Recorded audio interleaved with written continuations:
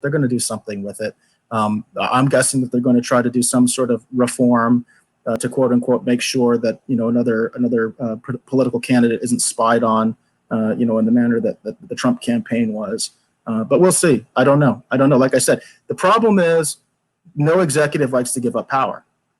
That's just the nature of the game right now, and it's disturbing. It's a disturbing trend.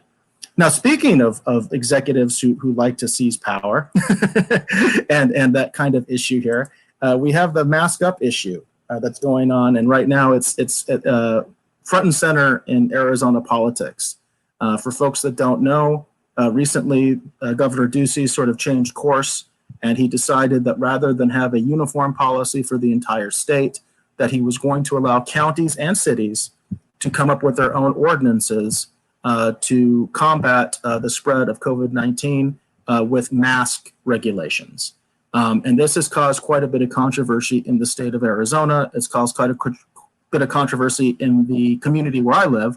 I live in Scottsdale, Arizona, and we've been in the headlines for all the wrong reasons, it seems like, lately.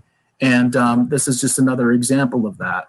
So it's interesting. I actually did a mini-sode this last week where I talked about, and by the way, it turned out to be more than a mini-sode because I was going through all the different ordinances of the cities and counties, and I ended up talking for like 40 minutes, which is way longer than I wanted to. But there's so many regulations.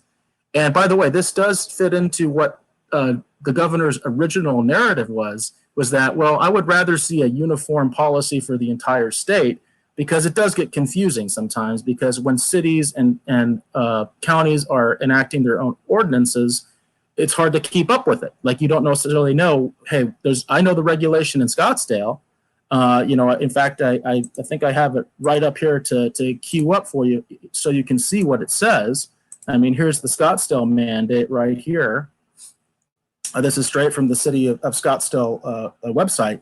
But the interesting thing about the Scottsdale ordinance, if you go to the actual proclamation, for instance, the part that I'm always interested in is the enforcement part. That's the part that I always have the laser focus on, is I want to see what's the teeth in this, if any. Well, if you go to the teeth, it's right here at the bottom. And it says private businesses and venues shall enforce this proclamation by asking any person failing to comply with the emergency proclamation to leave their premises. By allowing patrons to remain on the premises without a face covering as described above is a violation of this emergency proclamation. A continued failure to comply with an emergency proclamation by a business owner and or responsible party is a misdemeanor. Now, this is in contrast to the order from Maricopa County, because Maricopa County passed their own mask ordinance after this. They gave a $50 civil fine. It's a ticket. It's a ticket for $50. That's the worst they can do to you. But by the way, that still creates problems, because that means that an officer still has to detain you in order to issue the citation if they're going to enforce it. So I always feel that these enforcement mechanisms are very problematic. But the issue I have here, and with many of the communities in Arizona, including Scottsdale's in my focus. I'm going to try to focus a lot more on Scottsdale because that's where I live. I really want to advocate for people to focus on their local politics more. This applies to protests, to police reform, to the COVID epidemic. We really have to be more involved in our local politics, and I'm going to try to be the change I want to see. So I'm going to start focusing on this issue more as far as it pertains to my local community. And the issue I have here is, why is this a proclamation by the mayor? I saw his tweet related to this. I shared it on our Twitter feed. He basically said, I'm consulting my lawyer. By the way, there's a lawyer, Sherry R. Scott, the city attorney. I'm consulting the lawyer, and I'm going to issue a proclamation. At this point, why can't he meet with the city council, ask for public input at a city council meeting, a public meeting, which they should have means by this time to have virtual discussions as well, where people can discuss virtually. They can go on camera or send some sort of a chat function. We have the technology, or people can show up with a mask on if they want. That's fine. But my point is, why does he have to do this emergency proclamation, and why are so many other mayors doing this? Phoenix didn't do this. In Phoenix, they had a vote by the city council to decide on their mask ordinance. Why are they doing this in Scottsdale and so many other communities? And Pete, I don't know if you have thought about that particular aspect of this story. What are your thoughts on that? Oh, I know exactly why it's a proclamation, because the election is coming up soon. And in Arizona, your city council is going to have 2, 3, or 4 city councilmen coming up for re-election. They may be allies of the mayor. And if they vote the wrong way, or simply, I mean, no matter how you vote is going to be the wrong way. Somebody's going to be mad at you. You're going to alienate some people by voting on this issue. And so what they're doing is they're giving political cover to their city councils because they don't want them to have to stick their necks out on a very controversial, contentious issue right in the 6 weeks before the election. Yeah, I can see that. But so the question becomes, why didn't they do that in Phoenix? Well, I mean, Mayor Gallego's out for herself. I don't know what to tell you. I do think that's it. That's pretty funny, actually. But yeah. I have to say, me personally, I kind of give more credit to Phoenix and the way they did it, because they did go on the record, they did vote, at least. But the one thing I won't give them credit for was it was too fast. I think that there should be public input allowed on this. Like, for instance, you and I are in agreement that we advocate for masks. Both of us wear masks in public, and we both, and this forum advocates people wearing masks. We've done a segment about it where we talked about the science behind masks, and we advocate for masks. But I think where you and I, both kind of get into it starts to get a little dirty, is about mandatory masks ordinances. And also, in this particular instance, I'm talking about how the ordinance is actually enacted. I think we are way beyond emergency declarations, including for the state, by the way, for Governor Ducey. I think that issue, we should have had a special emergency session of the legislature. The legislature should have been able to weigh in on this issue. And if they want to create a state law that says you have to wear a mask, then put it on them. And the same thing at the city and the city level. We shouldn't be allowing mayors to do these proclamations. I pointed this out before. Mayors in most Arizona cities, and in fact, most cities in the Southwest and the West Coast, are very weak.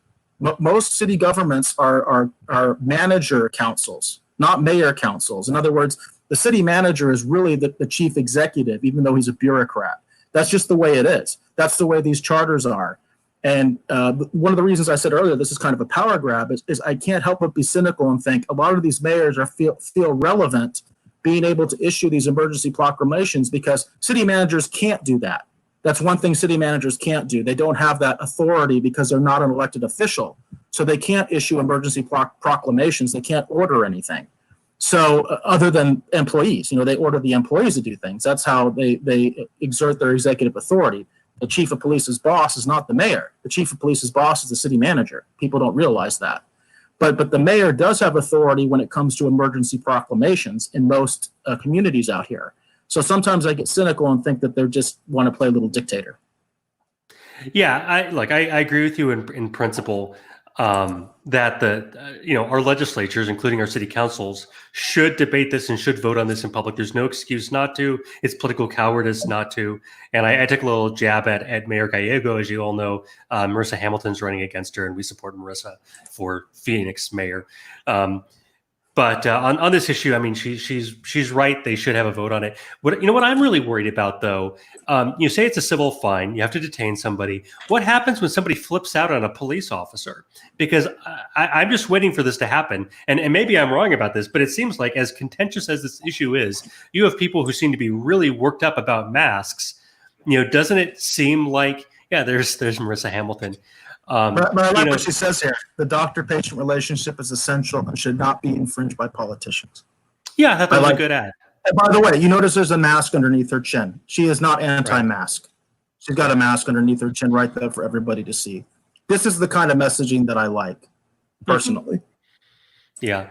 But, making, even if it's a civil offense, police officers are going to be involved. What happens if you don't pay the fine? Are we going to arrest people for not refusing to pay the fine? I don't know where this ends.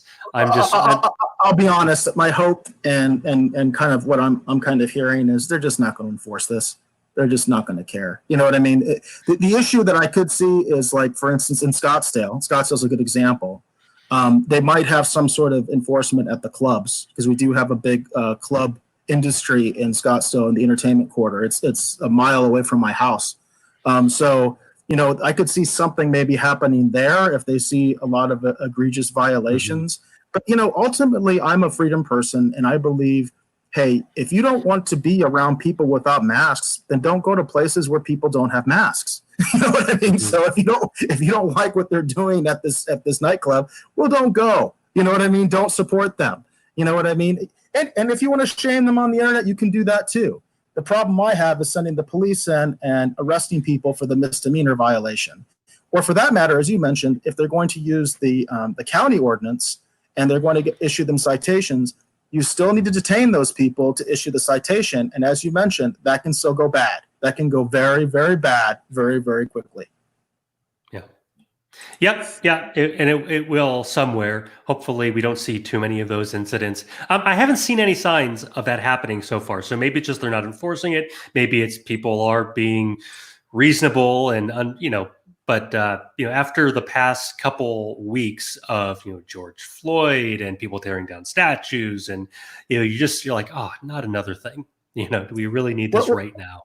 Well, that's been my point that I haven't been able to make as I guess as succinctly as I would like, is that it's kind of like a forest fire, right? We're dealing with very dry wood. And I feel very strongly that a lot of what's happened with the George Floyd protests and everything is directly related to the lockdowns, because people were so tense, there was so much anxiety, and it was just like a forest fire. There was very dry wood. There was a lot of tinder. There's a lot of dead wood that was going on as a result of the lockdown. And so I think it's very easy for these situations to flare up out of control very, very quickly. And I just wanted to share one last thing, because I plan to cover this event. This actually made Newsweek. Arizona councilman asked citizens to protest mandatory face mask order.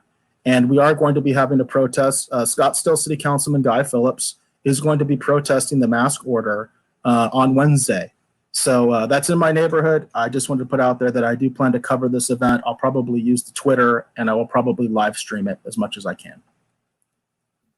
And not to minimize what happened to George Floyd, but a month earlier, the Ahmaud Arbery case was also very, I